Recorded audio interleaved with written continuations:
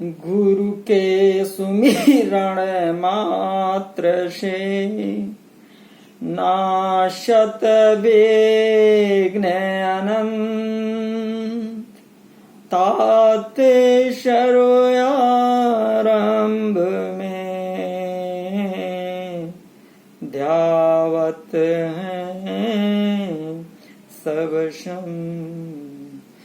श्री सद्गुरुदेव की जय। आप समस्त श्रोता बंधुओं का हमारे तरफ से बहुत बहुत धन्यवाद, हृदय से नमस्कार। और इस सद्गुरु वचन वैद विश्वासा संयम यह न विषय कर आशा के 21वें पार्ट में आप सबका बहुत ही हार्दिक स्वागत है, अभिनंदन है। बहुत ही आपको साधुवाद है। जैसा कि इस सब्जेक्ट जो चल रहा है इसका नाम है कि सद्गुरु वचन वैद विश्वासा। तो हमने सद्गुरु गुरु को समझा, सद्गुरु को समझा, सद्गुरु वचन, फिर सद्गुरु जी के वचन क्या हैं इनको समझा, सद्गुरु वचन, फिर वैद विश्वासा। सद्गुरु जी में जैसे वैद के समान विश्वास, तो सद्गुरु जी में विश्वास समर्पण रखना चाहिए, ये समझा। सद्गुरु वचन वैद विश्वासा, और विश्वास रखेंगे तो सद्गुरु जी की कृपा होगी, तो कृपा को समझा कि क्या कृपा करते हैं गुरुदेव जी। अभी तक 20वें अध्याय में बहुत अच्छे ढंग से कृपा को समझा, नाम देते हैं कृपा करके। तो सद्गुरु वचन वैद विश्वासा संयम यह, ये संयम करने की चीज है, ना विषय कर आशा।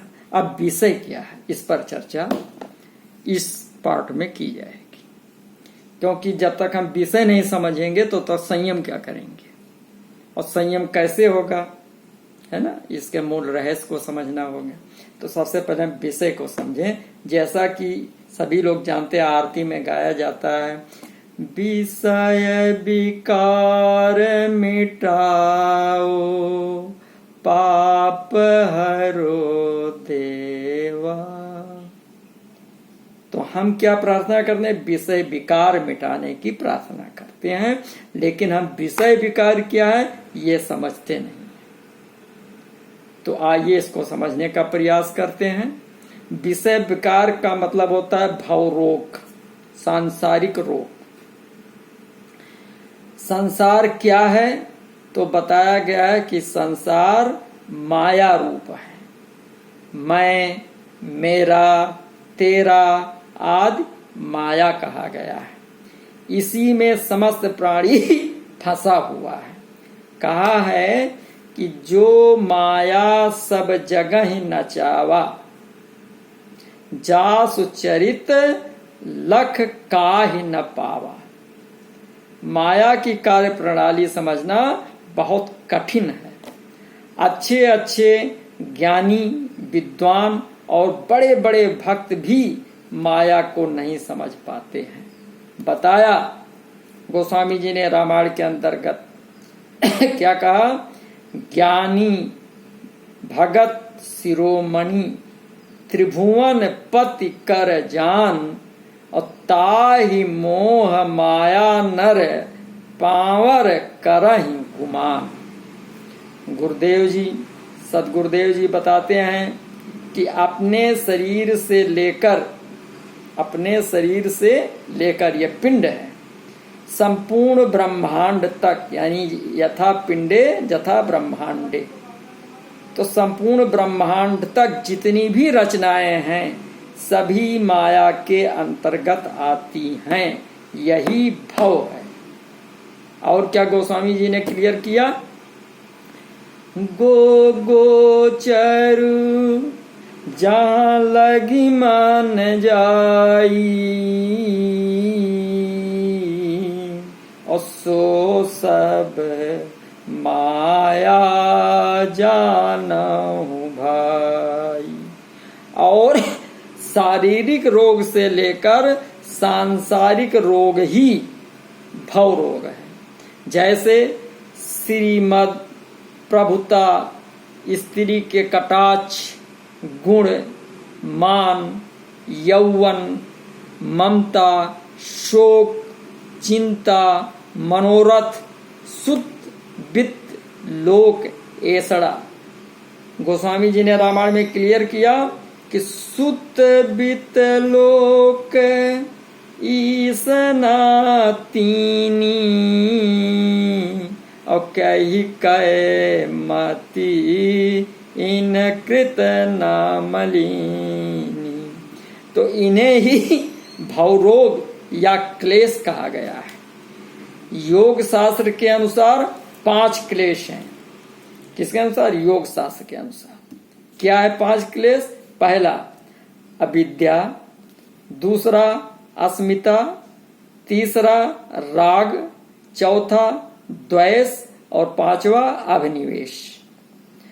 माया 3 प्रकार की बताई गई है। कौन सी माया?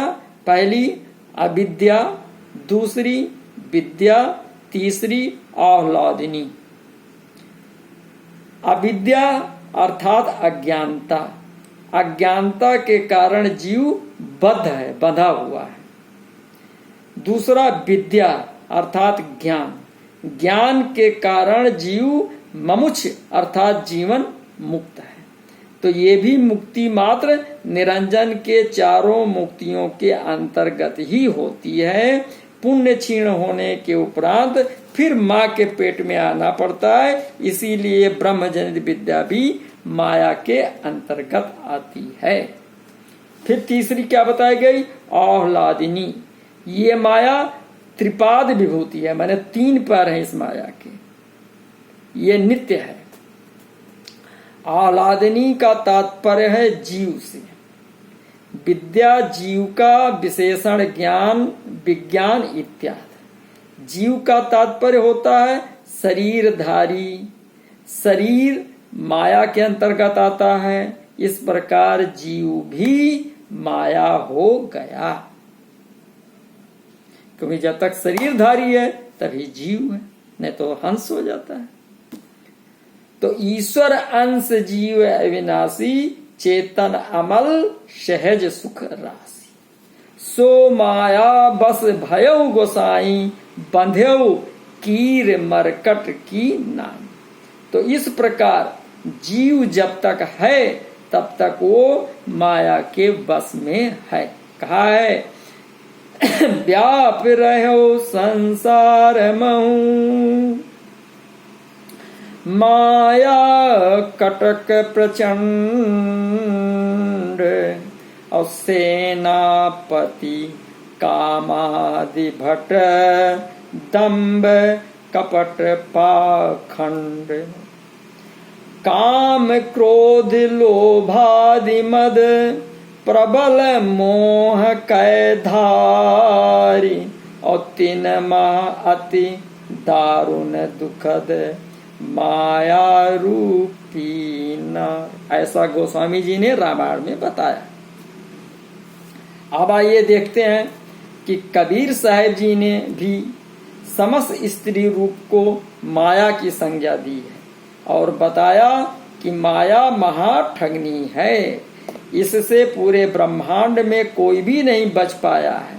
बड़े बड़े देवता, योगेश्वर, मुनीश्वर आदि भी इससे नहीं बच पा रहे हैं।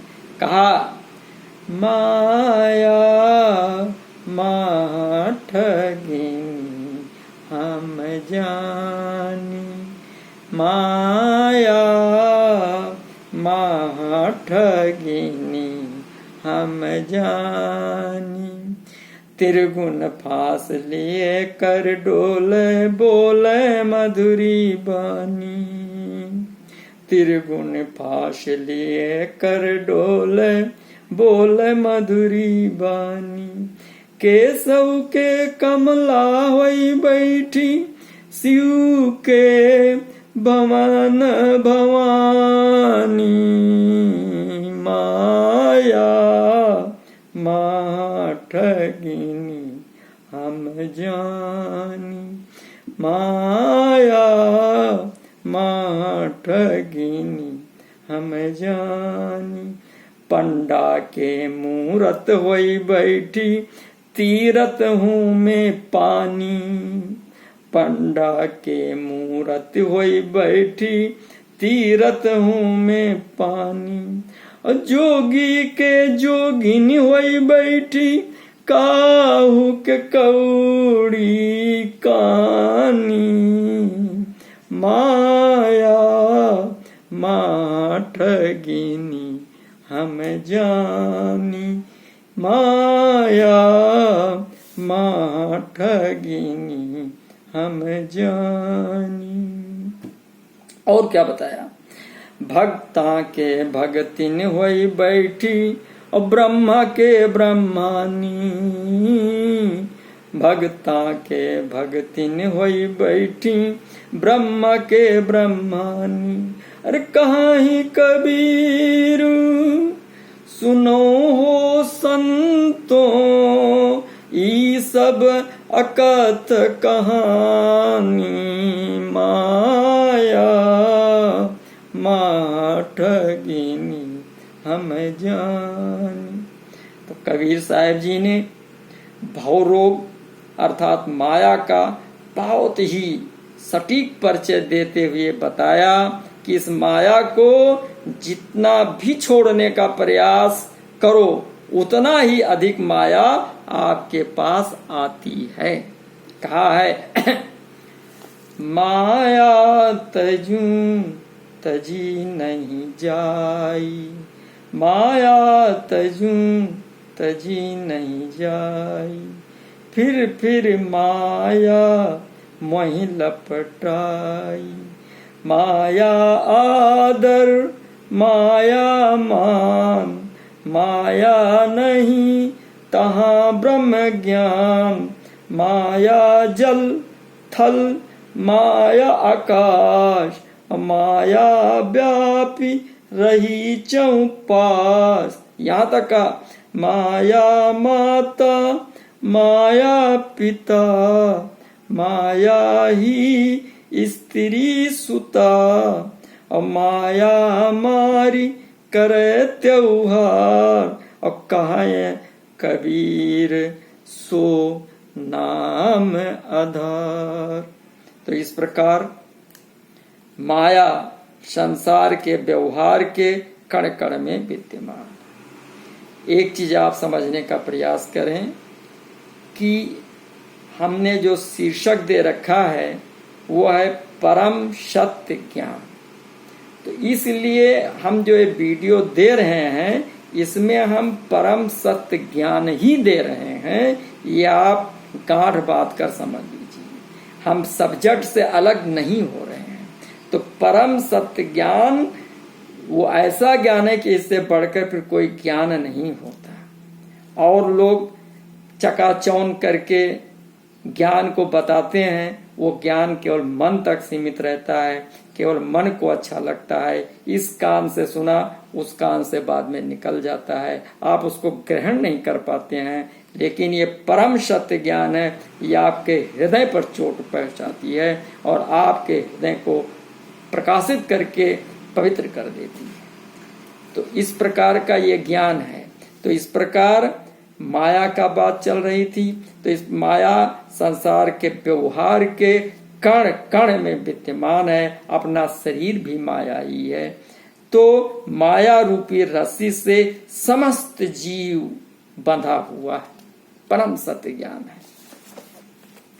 अब आइए देखते हैं कि विषय क्या है।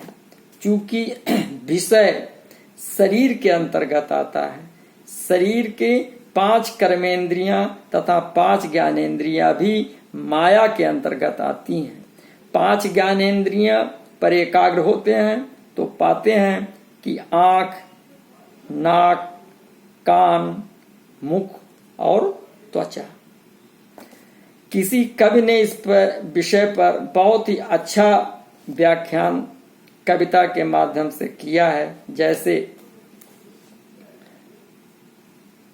कान निरंतर गान तान सुनिबे ही चाहत, कान निरंतर गान तान गीत सुरीली गीत सुनबे ही चाहत। आँख चहत रूप रैन दिन रहत सराहत रूप।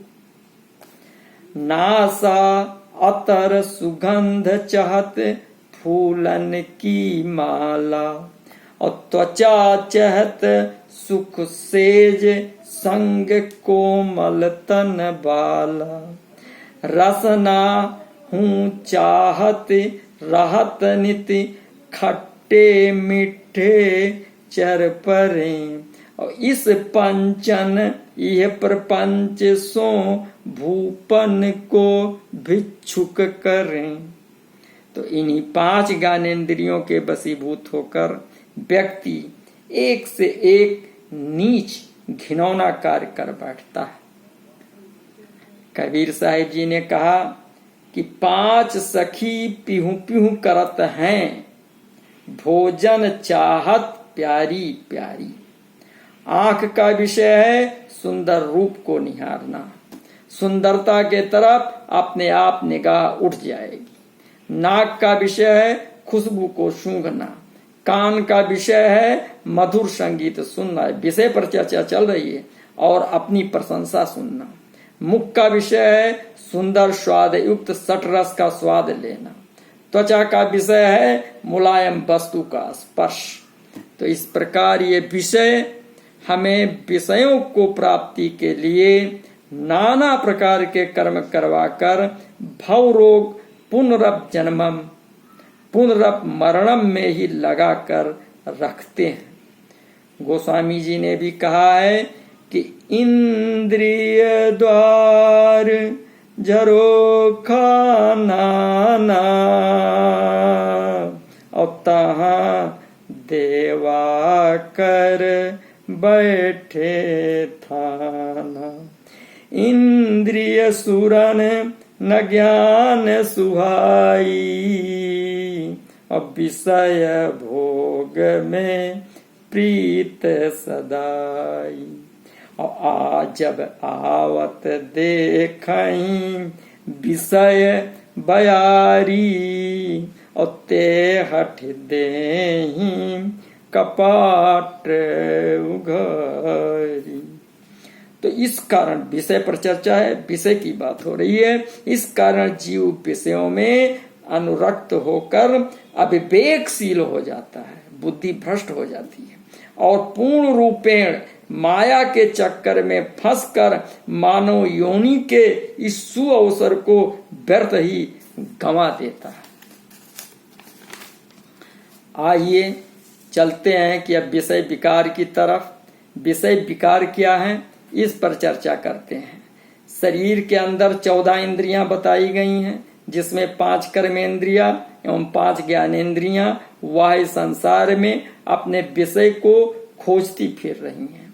बाकी 4 इंद्रियां अंतःकरण की हैं, और इन चारों इंद्रियों के विषय ही विषय विकार हैं, जो है कि काम, क्रोध, लोभ, मोह और अहंकार।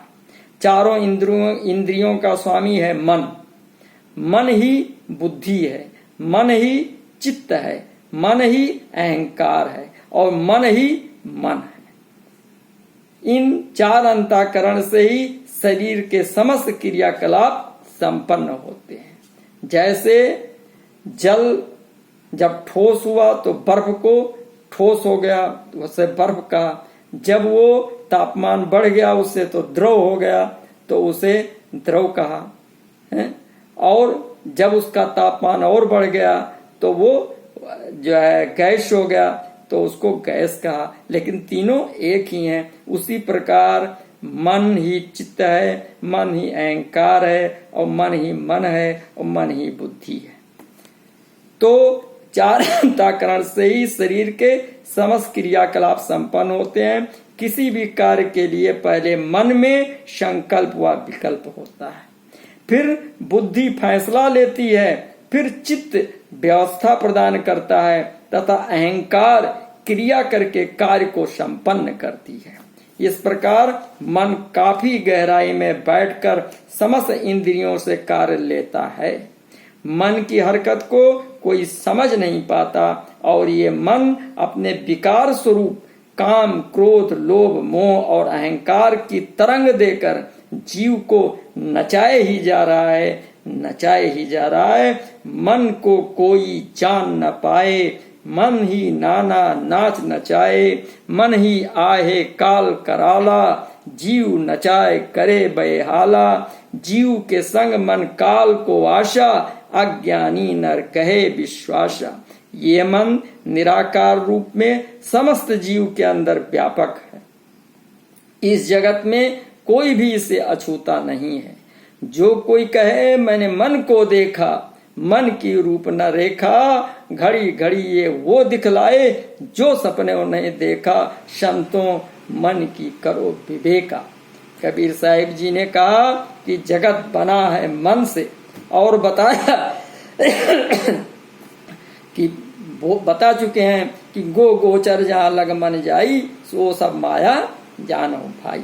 अर्थात जगत मन से बना है और जगत माया है। इस प्रकार ये सिद्ध होता है कि माया की संरचना मन से है, अर्थात माया में मन समाया हुआ है।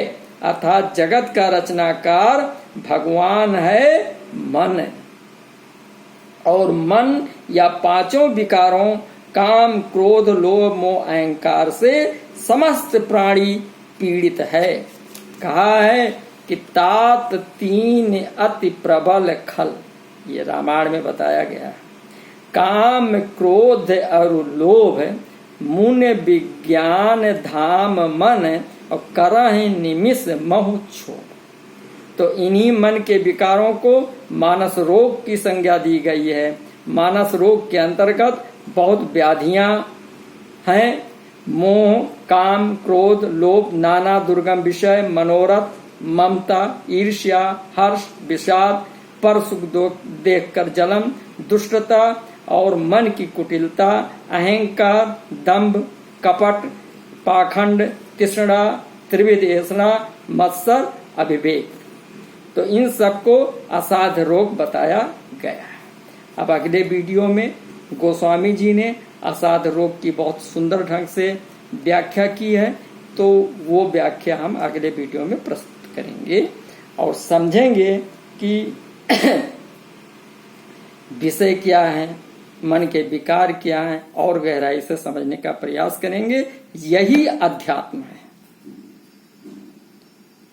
तो तब तक के लिए आप सभी लोगों को बहुत बहुत धन्यवाद, जो आपने बड़े धैर्य से हमारे वीडियो को सुना।